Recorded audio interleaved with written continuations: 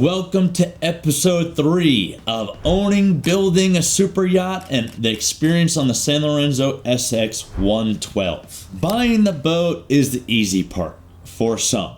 There's a lot of logistics and a lot of costs once you actually own the boat. When we were buying the boat, we set up essentially a standard contract in the sense where there were intervals. Once certain obligations were met, payments were released. There was a major thing in our contract where we were buying the boat based off the draft. Because the draft on this boat is so low for boats of this size, it was really important as we were going to the Bahamas that what manufacturers say is in fact correct. So that was the biggest stipulation in our contract. Initially, San Lorenzo put in their contract, hey, if you end up defaulting on the boat, then we are going to make this much money. Our attorney said, well, hey, if this is our penalty, if we default, if you default, your penalty needs to be the same. They initially pushed back on that, but ended up agreeing. So that's really the biggest part in our contract negotiations. Otherwise, again, a company that does a heck of a lot of business, they have an incredible reputation, works out pretty well. So when you're buying the boat, there's 3 companies you're going to need to have or be associated with. The first company is a single asset LLC. The only thing in this company is the ownership of the boat. There's no expenses going out for operations. There's no paying crew, anything like that. That brings me to the next 2 companies. The second company employs your crew. Essentially, we had this through a company called Cornerstone. They're out of the Isle of Man in the UK. And what they do is they become the employers of the crew members on the boat. That limits liabilities for owners, and that helps someone else to take care of foreign regulations when your crew is from South Africa, US. Not something that a normal human resources or your admin can take care of. The third company is you need the management company. Someone who's going to do the oversight, the designated person ashore who's going to solve the problems, put the infrastructure and systems in place for your crew to report to so you know how much money is going into. And again, while many captains and crew are capable, especially in this size yacht, this is kind of the border of where you need a management company versus your captain is capable. Once you have your 3 companies set up, you need to determine your flag. You see this on the back of boats. You see American flags, you see Polish flags, you see Maltese, BVIs, Marshall Islands, some countries that you've never even heard of. The reason this is because where you flag your boat depends on how you can charter, where you can charter, rules for hiring your crew, compliance that needs to be done, and if you can finance your vessel. Now, truth be told, we've had a lot of issues since Trump's tariffs on flagging boats in the US when they're new, because you have to pay 15%, 30%, 50% if it's Asian-built boats. Depending on where you are in certain places of the country, in the US we're speaking, sorry if I'm excluding global buyers, you have to be able to leave that country once a year to renew your cruising permit. If you can't do that, well, you can't be a foreign flag boat. Since we're talking about boats of this size, it used to be pretty common for Americans to flag their boat here in the USA. All I have to do is pay $18,000 in tax. I could go wherever I want, whenever I want. I don't have to worry about anything. But the reality why that's highly inadvisable is if you flag your boat in a foreign country, 1, it gives you more privacy for anyone to look up your boat. 2, it gives you more protection. Okay, you're not an American hiring an American crew that has to do 401ks and has to adhere to certain work hours. Now, there are policies for that, but they're much more flexible and lenient, and the owner is protected from certain recourse. And the third is who you can hire. If you have an American flag boat, you can only hire an American crew. Essentially, by flagging your boat offshore, you open yourself up to a way more qualified pool with a more competitive salary. So that is the reason why boats are flagged in other countries. We flagged our boat Bahamas initially at the advice of our attorney, and we've since switched that flag over to Jamaica. When you select your crew, the very, very important thing that I'm seeing in the market is there are plenty of people that are not qualified to work on boats. It's what's called the below deck effect. Everyone watches on TV, says it's going to be great. But the reality of working on a yacht, as much as they need to make it an incredible experience for you, you can take your belongings, your friends, wherever you want, whenever you want. Living on board with people, working with them all day is challenging. Working in the sun, working in demanding environments is very, very tough. And there's obviously been a number of issues for crew and owners over the last few years. Drinking, sexual misconduct. It's all stuff that really is impossible to outrun. But what you need to do is you need to work with a good crew agent or management company that has one, and you need to hire a good crew. And when I say hire a good crew, you need to hire a really good captain. A really good captain not only is going to maneuver the boat properly, but he's going to look out for your interests and make sure that everything goes according to plan. Your captain should be the only one with the say of what crew gets hired and fired. A lot of times we see owners fall in love with their stewardess. Oh, you're part of our family. Oh, we're going to talk to you about what we need to do because the captain is salty or grouchy. There's one tip of the spear. You speak with the captain, you let the captain run his crew as he sees fit, and it's not a two-way street. I hate to say it so bluntly. You could have certain appearance, you could have smoking preferences, you could have a number of different requirements, which you should, but the captain needs to be the sole person determining who's working on your boat. The captain works for you, everyone else works for them. So now that we've talked about a few of these things, we need to talk about costs. At the end of the day, there's the age-old saying, whatever yacht you buy, your operating costs are going to be 10% of the cost of the boat annually. This, I've been saying forever, you should always be accounting for 15%. Right now, this number is fully out the window. And there are so many variables in how you own your boat. How often is going to be used? Are you making it available for charter? Well, if you're going to have it available for charter, you need to have a full crew. You need to have a qualified crew. You need to spend time marketing. At the end of the day, dockage has quadruples in most areas. Our dockage for this boat, we docked the most expensive marina in all of Miami. We're paying about $30,000 a month just to dock this boat. What we ended up doing, we were on an annual contract initially, but because the boats kept going back and forth, it made more sense for us to join IGY Marina's Trident program, which allowed us to essentially only pay when we were there. We had to pay money up front. We paid a reduced rate. We got discounts on fuel. We got discount on events. For big events like Art Basel, Formula One, where people have to spend $25,000 at a minimum just to get in for a night, well, we got first priority to any marina we went to. What we did is we went to marinas Caribbean, we went to marinas in Europe, and what happened at that point is essentially they were giving us discounts there. Now, when the boat goes over to Europe, instead of the management company here taking over, a concierge company takes over there.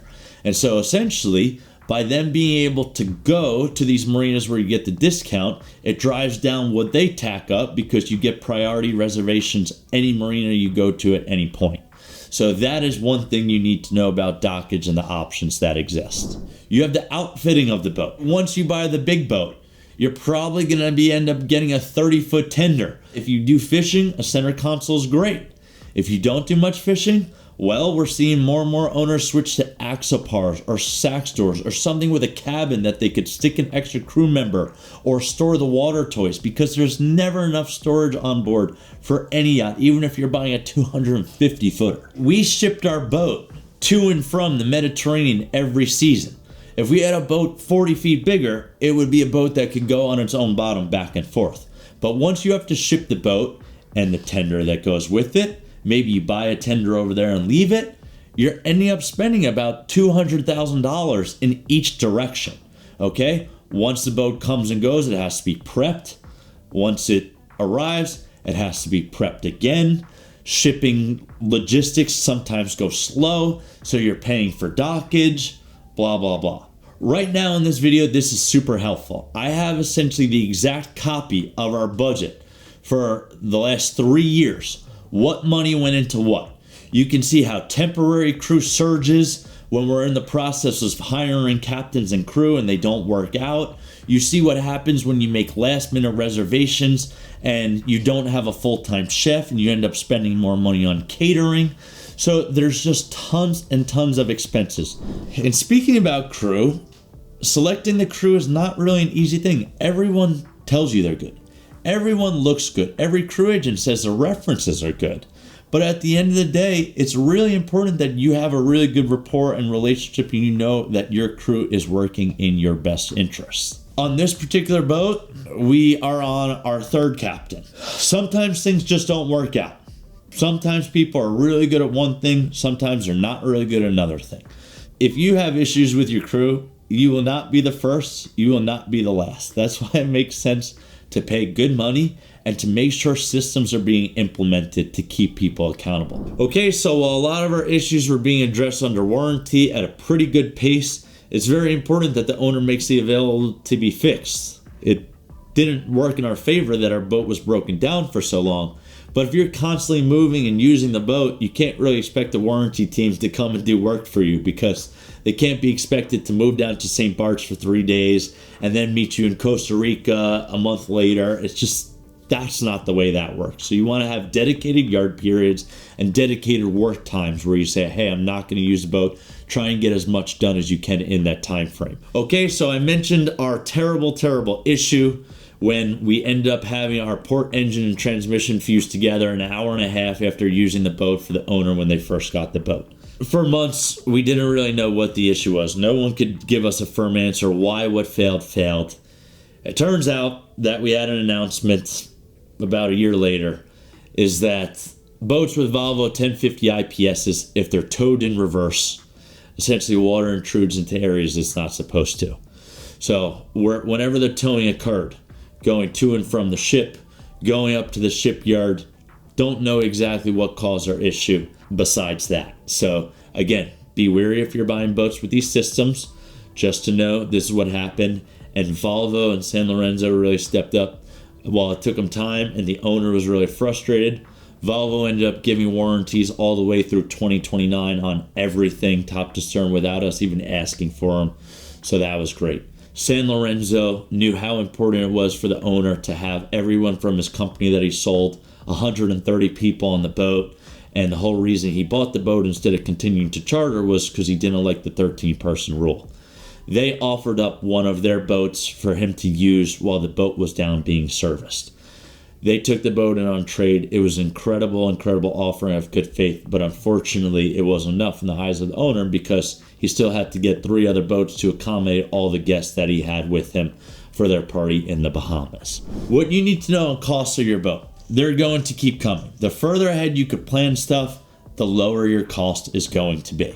That is number one. So make a plan. Of course, it's your boat, you're entitled to use it, but the more you could stick to this plan, the better. What you do need to realize, though, is your captain and your crew, they're focused on just getting job by job, task by task done.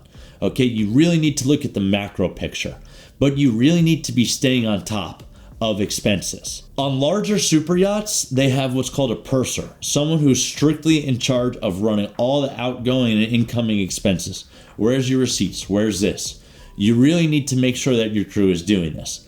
But you don't realize how many expenses kind of sneak up on you. You have recurring subscriptions. Hey, Starlink, okay? At the end of the day, very important, very necessary, but if you're not going to use it for 8 months, you could suspend it. The DirecTV, the subscriptions for the Netflix, we're talking pennies at the end of the day, but essentially there's so many subscriptions, so many things on a boat that really add up. So we say if it goes, it goes, but guess what? It shouldn't. You should be stopping and reviewing this more routinely. Another big thing you need to know is your boat needs to have access to money at all times, okay? You need to have an approval process on how large of an expense something needs to be for someone to sign off on it. $5,000, $10,000, whatever you want to set it to be. With that said, they need to have access to petty cash, cash on hand for tipping marinas, for certain jobs in certain areas that people don't accept credit cards. If you use American Express cards, if you're in Europe, no one takes it. There's obviously surcharges when you pay with credit card versus sending wire transfers. But of course, there's wire fraud risk, which you don't like. And truth be told, the 3% on a lot of credit card expenses makes sense for the sake of convenience. But what I've found is if vendors or someone doesn't complete their jobs, guess what? You threaten with a chargeback, and either the job gets done quicker or you end up recovering your money. So it's one of those things you have to balance. Is it worth letting my costs go up by 2.5%, 3%, 4% a year? Sometimes it might be. As far as the crew on board this vessel, when we built this boat, there was supposed to be a captain's cabin and 2 crews with 2 bunks. When we showed up in our build, there was just 6 bunks. So the captain doesn't really have a great accommodation on this vessel. What you do need to know is that because you have 6 crew members, well, you can run this boat with 3. If you're not really using a lot, a captain, a stew, and a deck. Is that ideal? No. You probably want it at 4 because you probably want someone cooking as well. Maybe that's another stew who has cooking responsibilities for the crew, and you bring on a chef when you're having your events.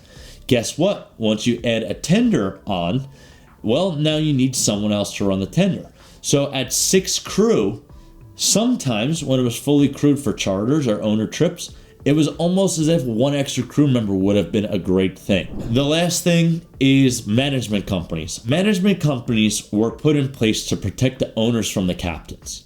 It's not uncommon for certain captains to do a lot of adding on to bills and getting spiffs off of the people that do work on the boat. The management companies were put in place to put more red tape to stop processes like that. With that said, the management companies now have so much tape and compliance, and they make routine operations a little bit more difficult. What we put together is, in running these boats, kind of a do-it-yourself system. So you could essentially figure out what you don't know, what you could monitor, and then determine if it's time to put that over to someone else. This is not the case. If you're a 150-foot boat, if you're a 130-foot boat, you need a management company. If you're sub 130 and maybe let's call it 80 feet, I would consider having a management company or using one of these systems to make sure that people are held accountable. A really big thing is you need to have records of what's being done on the boat and when, because when you go and sell that boat, you really need to have your I's dotted and your T's crossed. Otherwise, someone's going to show up and do a survey where they're going to find issues and they're going to beat you up in a renegotiation, but you need to do everything you can to stack those cards in your favor. That is going to wrap up, okay, episode 3 of the Superyacht Owner's Tutorial and my experience with the SX112. If you are planning on buying a boat, please reach out to me, okay? While I'm just an internet guy who maybe you think is an idiot, maybe you say, hey, that guy's telling me something that no one has. I've seen all the mistakes that people make. I don't want anyone to make them. Secondly, whatever you do end up buying, me and my firm make a lot of money. So the value proposition is not really any gray area in that. Number 2, if you are building a boat or if you are buying a larger boat, bring a captain on your search earlier. It might take a while, and captains don't want to go through the whole things that brokers go to. Are you going to buy? Oh, I haven't heard from a guy for 3 weeks.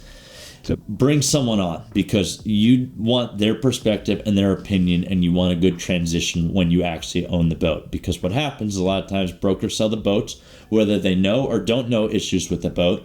Afterwards, the captain starts telling the owner gets mad at the captain, who really didn't do anything wrong, who then gets mad at the broker, and the process doesn't need to be that way. Lastly is I just want to say thank you again to Ariel and Enrico over at San Lorenzo. You guys were very helpful to us throughout this process. I know we had a few challenges in road and bumps in the road along the way, but consummate professionals, you guys know your stuff, you've worn every hat. And the last thing I need to say is thank you to my owner. Thank you for trusting me with your business. Thank you for trusting me to take care of your needs for a long time here. And thank you for allowing me to make these videos that help me find other people interested in buying a yacht, other captains that can help make the buying experience better. And without you taking my best interest in mind, I wouldn't be where I am today. So thank you so much. That's going to wrap it up. Happy yachting, my friends.